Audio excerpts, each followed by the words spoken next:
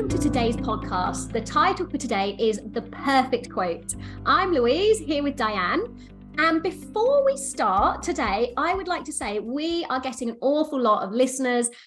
We would love you to subscribe and give us a like or write us a review. It means an awful lot to us. So if you want us to keep producing these, we really want to. So if you'd like us to, please subscribe, like and review. As a small business, it means so much. And of course, if you subscribe, you get notified when a new episode comes out. So you're the first ones to listen. And it's every Wednesday, if our editing's working okay. So anyway, I will let you carry on today, Diane, with the perfect quote. Give me a heads up. What are we talking about? Yeah, so the topic this week is all about the perfect quote and you know how to deliver it, why it's important. So I'm going to give you a little bit of a grilling because I know you're a real expert in delivering a quote, Louise. Obviously, we're going to have our usual chat about it. But my first question is, why is getting the quote right so important? So I actually did some research on this within my own business a few years ago, and we realized when I started putting quoting out to someone else, training someone else to do it, something like 80 to 90% of complaints can be eradicated if you get the quote right. But when I say quote, it is not how much you charge. A quote is so much more. It's the introduction to your business. It's setting the boundaries. It's setting the expectation on the service. It is everything. Is you selling your business and agreeing and, you know, everything the customer thinks of you. And if you can get that right, even if you say to a customer, I'm not going to do this for you, it's so powerful. That customer's going to love you, even if you say no or charge a higher price. Yeah, it's really important, that, isn't it? Because it isn't just about the price when you're quoting. It's about meeting the customer's needs. It's about meeting the business needs. It's not a negotiation. It's just a conversation about what's going to work for them and for you, isn't it? But the thing is, it is a negotiation, isn't it? And I think we go into it quite blasé, like, oh, we're just going to go in and give a quote and they're going to say yes or no to us. But that's not really how it should be. And particularly not if you're quoting like a bigger job or a commercial job. You're going in and they go, well, I want a lower price. And you can start to push back and say, well, actually, you're going to do this for me. Are you going to pay within 7 days? Are you going to pay before we actually do the work? And it's the same. I think we forget that we can negotiate. We work so hard on having structured offerings that actually, if they want a little bit more, you can say yes, but you're going to give me a little bit more. Yeah. And sometimes for the customer, from their point of view, they come on the initial call, for instance, thinking that all they want is the price. Yeah. But actually what they really need is to know what you're going to do for them. What does the service provide? How is it going to work? What's the value that you're going to add to either their lives or their business? And then the price becomes important. Or actually, maybe it's less important because they now know the value. But they think they want the price, but what they really need is a proper quote, isn't it?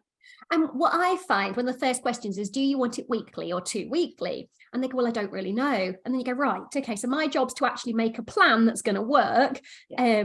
And I normally, we'll come on to this, but at the end, I'm there giving them 3 options going, well, I advise this, but here you go. Here's a cheaper one. And that's where the negotiation can come in, isn't it? So, okay, so you want a weekly service where you have to do very little in between. This is what you need, but actually maybe their budget doesn't meet that need, but there might be some flexibility in agreeing either going fortnightly, or maybe you do the upstairs of the house 1 week and the downstairs the next. There's always room for negotiation. It's not necessarily a negotiation on your hourly rate, but it might be a negotiation on the service provided, might it? Yeah, I think I negotiate quite a lot, but I never budge on the hourly rate. That's something it's non-negotiable, but I'll negotiate everything else. Yeah. So when you've got to do quotes, now I know that you do a lot of your quotes now by video, don't you? But I did an in-person one this morning, but all video. Yeah. Oh, I love video quotes. So how do you prepare for that then? How does that process work? So the best part of the preparation is actually done for me. It's automated. So when, for example, a customer inquires on our website or on Facebook, wherever they inquire, they then get sent an email or WhatsApp or a template, let's say, that now says, welcome to us. Thank you very much. Here's a link to our prices. So we publish the prices on the website. Have a look at that so that before they even book in with me, they have a ballpark figure, because half of them then won't book in with me. And that's brilliant, because I do not want my time wasted. And the biggest things about quotes is we need to, what do you call it, pre-qualify them. That's the word. I should know this. You do this over the phone, don't you? Yeah. So the bulk of our quote is over the phone. We sometimes still go out, but we do that less and less now. But most of the quoting is done over the phone. And that is a conversation, assessing the house, the people who live there, what their frequency is, and agreeing with the client all the way through that conversation, how long they're going to need, what the frequency is. And then when you get to the price, they've already made their mind up. All people really want, they don't want a cleaning service, they want to trust that you can deliver a solution to their problems, because they don't want their house cleaned, they want their weekends back, or they want whatever it is they want. So we've just taken out a radio advert, and wow. I had to come up with a strap line at 7 o'clock this morning. I got given 20 minutes to come up with a strap line, and I was like, oh, what am I going to do? It's all about having your weekends back, because that's what people want. Yeah. Don't know why I added that. And I suppose that starts with understanding your target market, though, doesn't it? So that you know the conversations you're likely to be having, because that's who is likely to be ringing you, hopefully. Yeah. So if I wanted doctors, I would be talking about hygiene levels and infection control. But going back to that, so yes, so most of it is done. So they get that template email. They then decide, okay, I'm going to pay ballpark these prices, got a bit of an idea. They're going to click in to book with me. So then they get a book, they book their time to come in with me. They get another email explaining exactly what I am going to do on that quote. So that by the time I get on that quote, they've probably waited a few weeks. They know exactly what's going to happen. There's no surprises. I've said, we're going to run through a few options. So most of my work before I even start that quote is done automatically. And that's the hard bit. They've got to buy into your process. Yeah, absolutely. And I suppose for them, that if it means that they're serious, like you said, it's that pre-qualification, isn't it? If they're going to give you the information that you need in order to be prepared, and for them to be prepared for the quote, then you know that they're almost certainly target market, aren't they, by that stage? Yeah. And if someone's bothered to get on a video quote with me, why would they not go with me? It's too much effort. But it's same with the face-to-face. It's by the time they've done that, they honestly we don't like doing interviews particularly. They don't want to speak to 3 or 4 different cleaners. If they've got you into the house, they already know they want to buy from you. Yeah. So you just have to solve their problems. Yeah. So part of the preparation then is really preparing the client for the quote as much as it is for you in the way that you do it. So if you still go out and do quotes, I think we've talked about this on a previous podcast. When I first started, I'd go out in my little suit with my clipboard, and it was just not quite right for the domestic market, I have to say, and I changed quite quickly. So if you're still going out and doing quotes, is it still it's still quite a casual affair, even though it's very professional? So the difference with online quotes is I don't have to make as much conversation. And I really have got into that quite a lot, just like boom, boom, boom. This is what I've got to cover. And I guess when I did in-person quotes, I built a lot more rapport. I got to know them a lot better. And I've probably got a little bit more like I would be online now in person. And I have to remember to actually make conversations. I'm going through literally a set checklist. I'm going boom, boom, boom, boom, boom, boom, boom. I've got set phrases, set questions. It's all scripted. And when I used to go out in person, it was more natural seeming. People expect now with an online quote, they just want me to deliver a good service. Interesting. So interestingly, when I was going out today and I had to make conversation about children and schools, and that was the conversation today, it was like, oh, okay, this is a bit odd. Not done this for a while, but I think that's for a lot of us, that's part of sales skills, isn't it? Is learning how to build that rapport either quickly over the phone or through the process, to be fair. But if you are going out, that is part of the quote, is building rapport to make sure, because people buy from people that they like, and if you're in rapport with your customer, they know you understand them, they know you're not going to judge them. So it's not about being dishonest, it's just about being in tune with your customer, isn't it? Yes. Let's pause.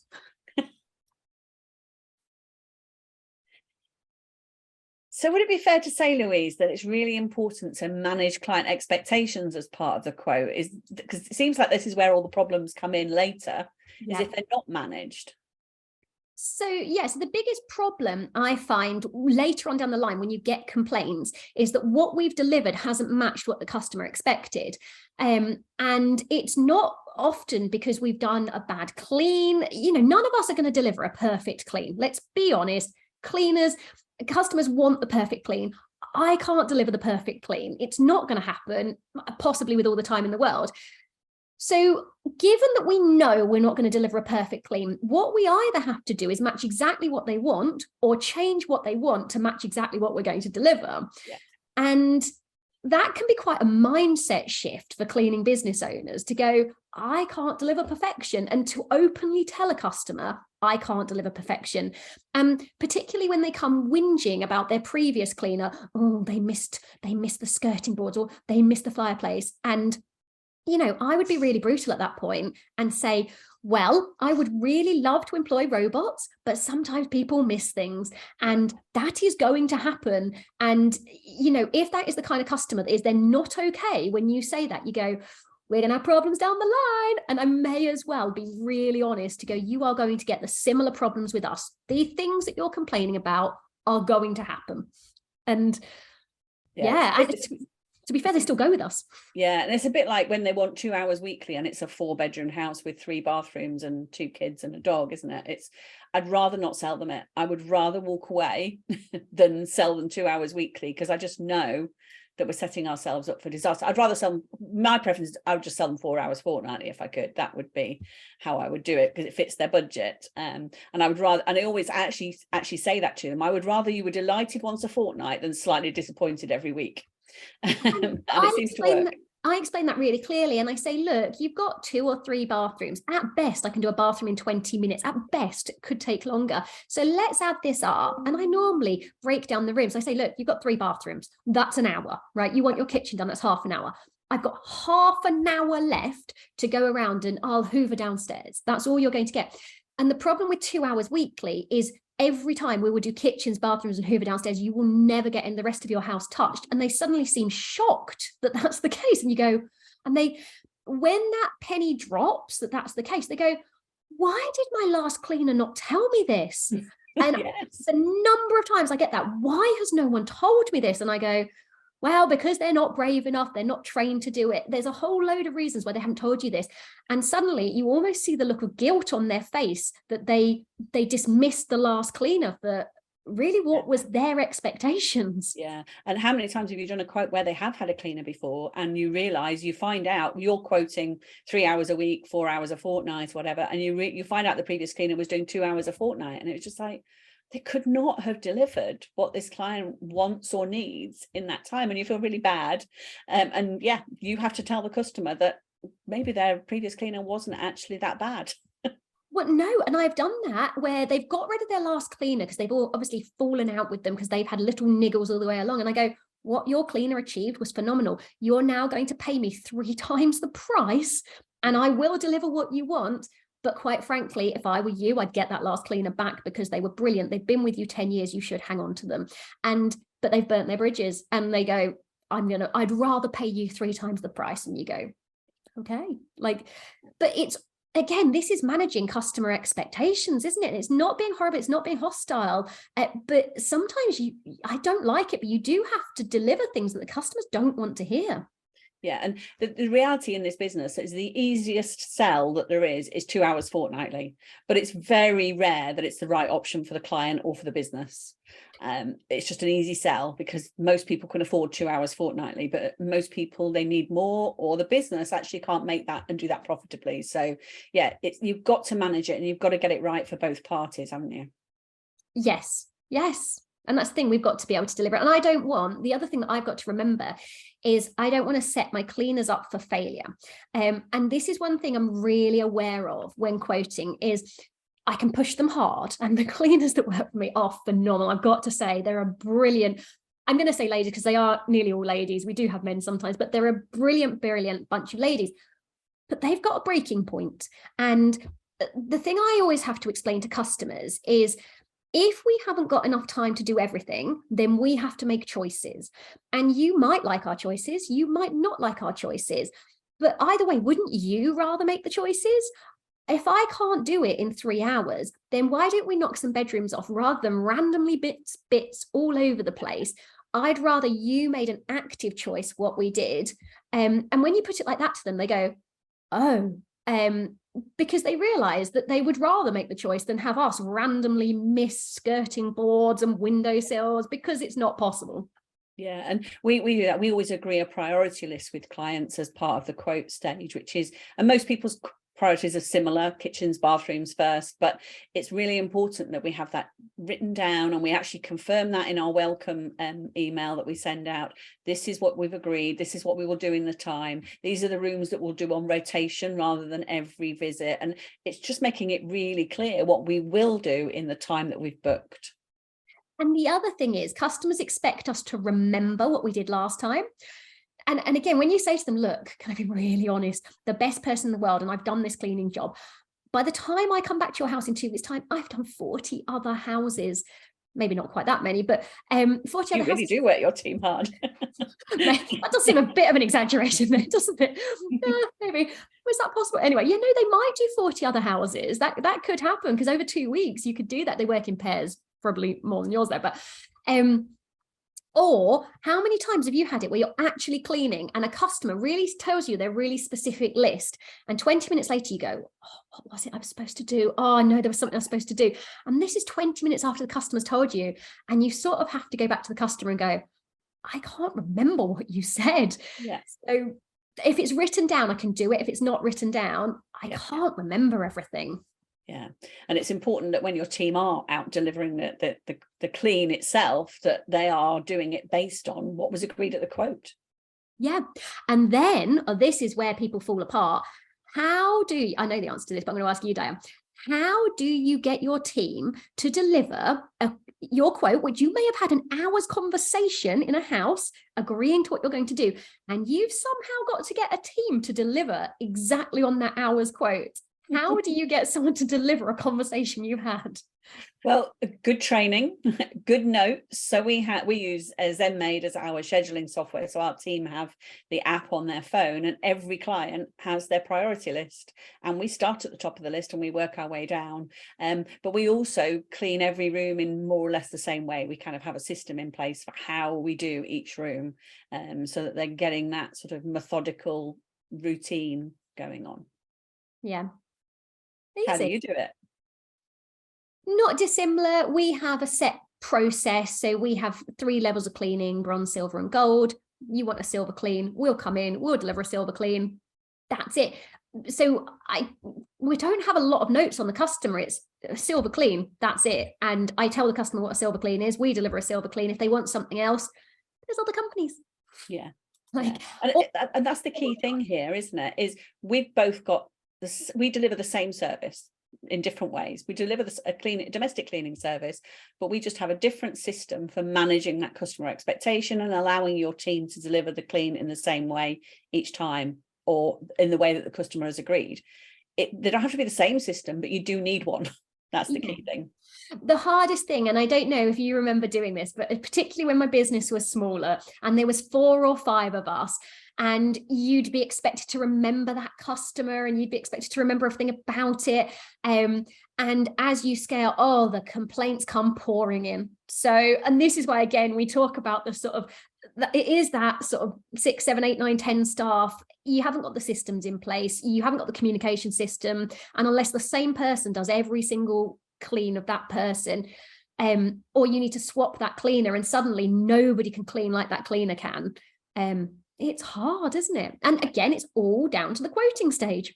Yeah, and you literally can't keep all that information in your head long term anyway. It seems to go in one ear and something has to fall out the other in order for new stuff to fit in nowadays. So the key thing is to take lots of notes and then put them somewhere into a system where other people can then benefit from them. But do it at the time, because you're right. By the time, you don't know who your customers are by the time you get to a certain size. You do the quote and that's the last time you see them. Now, can I ask you a question? Do you email your notes about the customer to the customer?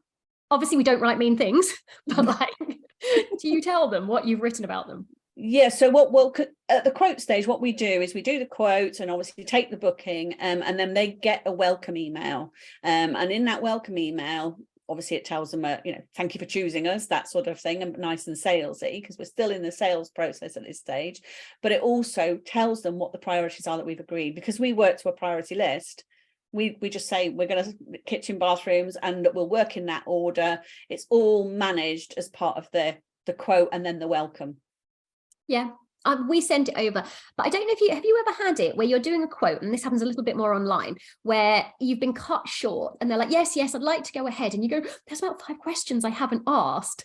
And so then you can almost send over an email with some blank bits in and go, could you just fill these bits in for me? Yeah, I've forgotten to get the address on a telephone quote before. I did ring them straight back, but yeah, I was like, okay, basic 101, don't know where we're going. Yeah, or when this thing you miss about doing them online, you know how some houses are a little bit hard to find? Yes. And now actually I was reading about this, QR codes. Do you know about this? I know about QR codes, but I don't know about QR codes for finding a house. So you can get, so say for example, I have a contract with a customer. You could embed or print out a QR code which is connected to the Google Maps location. So your cleaners scan that QR code, and it just on their phone will take them straight to that address. I mean, ZenMaid does a little bit of that for us. It helps our cleaners find the properties. But it's interesting because since moving to telephone quoting, that question isn't automatic anymore, or it isn't always automatic. Whereas when you were doing going out and doing quotes, it would be an automatic question. Can I find it with a sat nav? So yeah, it's interesting. So if you are just doing telephone quotes and not going out and then sending your team, make sure you know how to find them. Or give the phone number. Yeah, well, the phone number is on the app for us. But yeah, so many houses have just got names around us because it's quite rural, and so it will be Main Street in a particular village, but the house is just called Dove Cottage or something like that. But every house on the street is a name. Yeah. So this is where you might want a QR code or a WhatsApp pin dropped. If we're going to go technical, let's go technical the whole way. Let's have some use some extra systems in there. Oh, brilliant. Okay, so then I suppose before we wrap this up, one of the things that I wanted to talk about was how, and I know people struggle with this, how long will it take? How do you decide? Is it just on experience, or do you have a formula? I have a formula. Don't we all? Do we not? I mean, obviously, like quoting seems like a really natural, easy conversation. Really, I've got checklist. It's the same. Oh, well, this is what I think it will take. But I have a formula. I quote on how long every single room will take, and I add it together at the end. And it works whether I do it end of tenancy or domestic cleaning. So yeah, and obviously it's quite complex in some ways, because a 3-bedroom house, for example, I could do it in anywhere between 2 and 4 hours. So it does depend on pets. It does depend on how they live in it. It depends on the square footage a little bit. It depends on the clutter. It depends on so much. But we also know ballpark that a 3-hour house is going to take 3 hours. No, that was wrong. A 3-bedroom house is going to take 3 hours. Yeah, it's a general rule. 3 beds is 3 hours, especially if it's weekly and all the beds are occupied. That's the general rule. And I can expect, as long as it's not too big, we could probably get the bedding done in that time. Now, you start throwing in dogs and these high shine, open plan kitchen floors where I have to buff it by hand. Then we're talking the time goes up. And if you have like a 3-bedroom terrace where the 3rd bedroom's just a converted loft room and there's no ensuite in there and there's only a couple that are barely there, well, then I can do that in nearer the 2-hour mark. Yeah, I think it comes from experience. And I know certainly some of my early quotes, I did not quote enough. And you just learn by it, don't you? But once you've nailed that formula, and if you follow the formula of it's the number of bedrooms to the number of hours, you won't go far wrong, so long as you know that you've got to be flexible within that. Yeah, I think it gets trickier, and where I see people come unstuck a bit more is on end of tenancies or first time cleans. So I think, look, if you get it a little bit wrong on a regular clean and you quoted 3 hours and actually it takes 4 hours, well, you're only going to make that mistake once and you're going to go back to the customer. And this is the other thing that people don't do. They don't go back to the customer. So for example, for me, if I quoted 3 hours and the girl's going, I was sweating doing that, I'm struggling like crazy, I've had to miss a few bits, then I'm going to go back to the customer and go, look, I underquoted you. I'm really sorry. If you want the quality that I've promised you, it is going to take 3.5 hours, or would you like me to knock some things off? But a lot of cleaners don't have the confidence to go back and do that. And again, this is when the customers come to me going, oh, they didn't do it properly. And I'm going, it's because they've underquoted you. Yeah. So, and then what happens then is both parties are unhappy. The client's unhappy, but actually the cleaner gets angry at the client that they've not got enough time and that they're rushing around. And it's kind of like, well, you're the one that gave the quote. But the problem for us as cleaners is we're nice, we like to please. And so we don't want to go back and go, I got it wrong. We'd rather die of exhaustion than admit. And it's not even like we want to, like, it's not even an admission I got it wrong, but you want to please the customer so much. And the customer goes, oh, you can do it in 3 hours. I really can't. No, absolutely. And it's having that confidence to say that, isn't it? That's key here. So when it comes to sort of end of tenancy or one-off type cleans, it's, for me, it's always over quote. You always have to add some contingency in there. That's the only way we deal with it, because we quote over the phone. So we just quote basically based on worst case scenario. But I know everybody's slightly different when it comes to one-offs. So we're rolling out a DCBN calculator on regular cleans and end of tenancies. But end of tenancies, I'm just going to tell you what the formula is. So for a clean room, say, for example, a clean-ish bedroom, I would always quote an hour. Because a window takes half an hour to clean. Your skirting board, you're going to be bum crawling around the room probably. They're going to take me, 10 minutes. And the vacuuming, by the time you've done all the edges, it's not unreasonable. That could take another 10 minutes. Now, let's say I've overquoted and actually only took me 45 minutes. Well, the reality is I'm probably going to need that 15 minutes elsewhere. So you also have to bear in mind you have to travel from room to room as part of your cleaning as well. Yeah. And carry the kids. So it's an hour a bedroom minimum. Yep. And then an hour, the lounges and dining rooms are normally quite similar because they're all empty. So let's say an hour for each of those. The hallway could be our biggest room. It could take 2 hours for the hallway. It could be 2 stories, 3 stories, couldn't it? But I've done it quite often where it's 2 hours for the normal hallway. And these are houses that are quite clean. This is the minimum. Then, of course, your bathroom, depends on the condition, 1 to 2. We always allow 2. Yeah. And then kitchen. Now, kitchens are going to catch you out. If you're going to have a problem, it's going to come from the kitchen. So generally, I would say if you go to 4 cupboards, and the cupboards have to be empty, but 4 cupboards takes an hour. And that sounds shockingly too much. 4 cupboards takes an hour. Yeah, it does. So I have because you don't get long to quote on these things. So I'm going, count all those cupboard doors. How many have we got? 14 cupboard doors. Okay, that's all. I'm now looking, that's 4 hours just on my cupboards, plus another half an hour. I'm going to be quoting, let's say, depending on the condition of the kitchen, am I overquoting or underquoting? I'd be looking anywhere from 5 to 7 hours for that kitchen. Yeah, it's a shock actually when you realise how long kitchens take on these end of tenancy type cleans. It's always the longest. And fridges, 45 minutes for a fridge. And you go, how does it take 45 minutes for a fridge? And customers are horrified when I say it's 45 minutes for a fridge. And I'm going, well, if you don't want me to do it, I'll lock it off for you. Yeah, and they go, no, do it. It'll take you an hour and a half.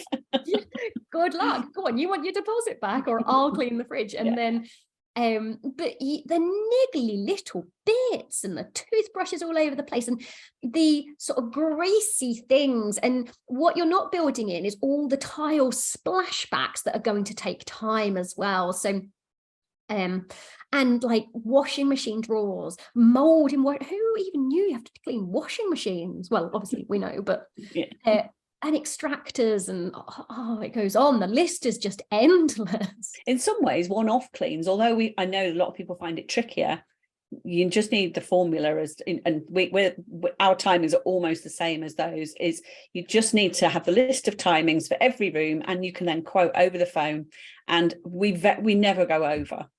No, the only thing that will catch you out is if you don't know they've got their wooden blinds as well. Oh, worse. You've got to have those on your question list. Venetian blinds. And how many times have you done it? Why do customers do this to us? The kitchen window, right, behind the sink, and they've got really thin, spindly metal blinds, covered in grease. And you go, I can't do this. Can't clean those. And this is the thing where I now say to customers, I'm really sorry, but I can charge you 4 hours to clean those, or you can get a new Go one. on Blind to Go and get some new ones sorted. I'm literally going, I now overprice them so much, I beg them to replace them. Please don't make me do this. Even the wooden ones, they're at least an hour per window. Oh, yeah, in the kitchen. In the other rooms, it's not so bad, but the kitchen blinds. Yeah. Oh, no. There's horrible spindly metal ones. They're the biggest hate. Spent hours trying to clean those and just failing over, when I first started, I was just like so diligent, really trying my hardest. And then worse than that, you bend one. And so the customer comes back and they've got all bent ends and you go, well, told you to replace it anyway. Now I just don't touch. My worst blind experience, and I think I've mentioned on the podcast before, is a massive kitchen window, really greasy, thin silver metal blinds. I spent hours, way over the time that I'd quoted. This was the first couple of years of the business. I spent hours cleaning these blinds. They were beautiful. And then I pulled them up and cleaned the window. And then I thought I better put the blind back down again. And it fell out of the ceiling. Crashed everywhere, bits of plaster all over the place. And I've just spent 3 hours cleaning that blind. Do you bill for it though? And you bill for it because now they're cross that you've broken their blind and you're like, oh man. Yeah. I think they even replaced it. I don't think it went back up. No one would put it back up. And also if you put it back up, by the time you pull it back together, whatever's on the bottom of those blinds have now touched your slightly down tops. Oh. Great fun. Yeah. So there's a lot in there that I hope people will take some good information from, with a few things that can go wrong. But fundamentally it all starts with the quote. Managing the customer, not having complaints, or managing or avoiding complaints, all starts with the quote, doesn't it? It's all about the quotes. And if you've noticed, none of the things that we've talked about are actually really very salesy, are they? The quote, in my opinion, it's not salesy. I walk in and I think you have to set your intention before you walk in. They're going to go with me. A quote to me isn't to find out whether they're going to go with me or not. They are going to go with me. All I have to do is agree a service. I think we talk a lot about quotes and we talk about sales and things like that. But actually, a good salesperson, they're not really selling. They're just agreeing. I think I've always thought that selling is helping people buy. That's what you're doing. Yeah, I think in some ways I put people on. I probably do. But helping people not buy. Please don't buy from me. I'd really rather you went elsewhere. And have you ever done that to a customer where you go, I think another service might be better for you? Oh, definitely. Yeah. I'm not sure I've ever said it to their face. I think I might have waited till afterwards. We haven't got any availability at the moment. I'm really sorry. Or the quote was so high. But it maybe put them off a little bit. But no, over the years, there's definitely been some customers that we've not delivered the quote. That's for sure. I've done that. That's probably for another podcast. Yeah, it's ones where you just go, you just know it doesn't matter what the job is, you are going to make no money because they're not going to pay the bill. They're the customers I don't want, where you go, you've got through 12 cleaners in the last 4 weeks. How have you done that? I don't want to be number 30. No, there's some red flags, aren't there, when you're doing the quote? And I don't like to jump to conclusions when I'm always really open-minded about everybody, I think, in terms of customers and giving people second chances and staff and everything. But there are definitely some certain red flags, aren't there? And having had several cleaners that just can't do a good enough job in the 2 hours that they're allowing every fortnight for this 5-bed house. Yeah, that's a red flag that either I've got to say, well, that's because you need 5 hours and sell them that, or we'll just walk away. Do you know the question that gets me out of a lot of trouble? The most important question. If they've had cleaners and they've had problems and maybe the cleaners have underquoted, and I'm sort of quickly beginning to work out the problems, but sometimes I'm going, I can't quite see what the problem is. What is it that I need to deliver, right, that is going to make you happy that the other cleaners didn't deliver? How on earth am I going to achieve what they couldn't? So please just tell me, or I am going to make the same mistakes as them. Yeah. And I tend to be really honest about this. We're going to do the same thing. Most cleaners do a very, very similar thing. So tell me now, or there's no point. I'm going to deliver the same thing at twice the cost. Yeah. And that takes guts. It takes brutal honesty, doesn't it? Does. Well, you get caught out so many times. Yeah. I think all of us gain that confidence when you go, oh, why didn't you just tell me, and you've been caught out that many times that you just go, please just tell me, you don't mess around with it anymore. What would be a perfect clean for you? And then I suppose if you can then be honest and say, I can't deliver that. Yeah, either I can't deliver it, or I think you're being unreasonable. Yeah. And I have said that before. I think you've been quite mean to the last cleaners. Like, this is why I don't say I'm not going to work for them. They tend to tell me that I'm not. It's managing expectations in a firm way, shall we say. Yeah, but there's no point in getting it wrong. If you can't come to an agreement on it, there's no point in getting it wrong. You can agree any price you like, but there are some customers that even at twice the price, we don't want to work for them. Fair enough. I think that nicely concludes it there, doesn't it, Louise? So hopefully you've all taken something from that. If you like our podcast, please subscribe, share it, and leave us a review. It's always brilliant for a business like ours to know that there's people out there listening and watching. So thank you so much. Thank you.